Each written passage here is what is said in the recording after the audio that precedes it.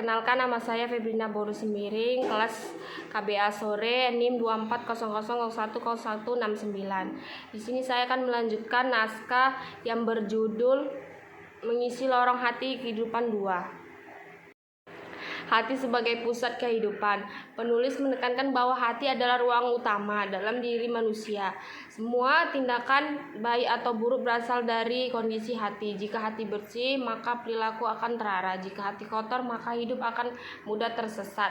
Hati diibaratkan seperti wadah, apa yang diisi di dalamnya akan menentukan isi kehidupan.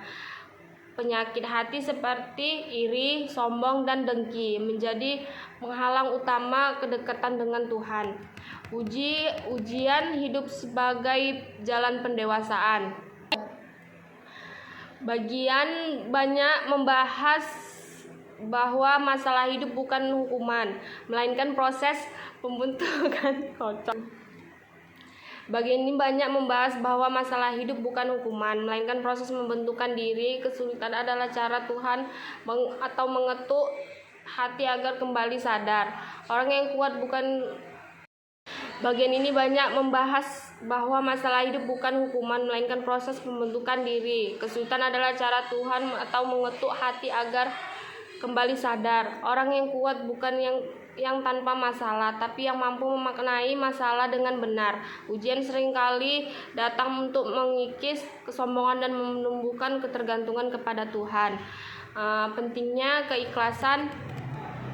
Penulis mengajak membaca untuk meluruskan niat dalam setiap tindakan.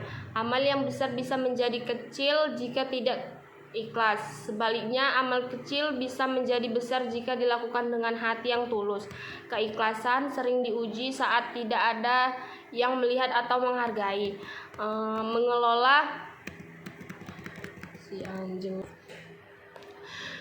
Mengelola emosi dan luka batin. Bagian ini cukup reflektif, membahas luka hati dan bagian menghadapinya. Luka batin tidak boleh dipendam terlalu lama karena bisa merusak hati. Memanfaatkan adalah kunci. Luka batin tidak boleh dipendam terlalu lama karena bisa merusak hati. Memaafkan adalah kunci untuk menyembuhkan diri sendiri, bukan hanya orang lain. Kesabaran bukan berarti diam, tetapi mampu mengendalikan reaksi. Hubungan dengan sesama manusia.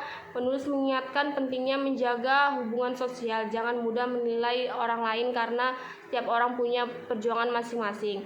Kebaikan kecil seperti senyum, membantu, dan mendengar bisa berdampak besar. Menjaga lisan menjadi salah satu bentuk menjaga hati.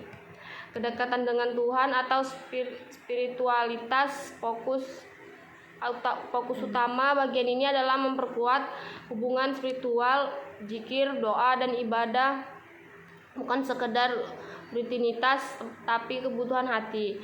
Ketika hati terasa kosong, itu tanda bahwa hubungan dengan Tuhan perlu diperbaiki. Ketenangan sejati tidak berasal dari dunia, melainkan dari kedekatan dengan Tuhan.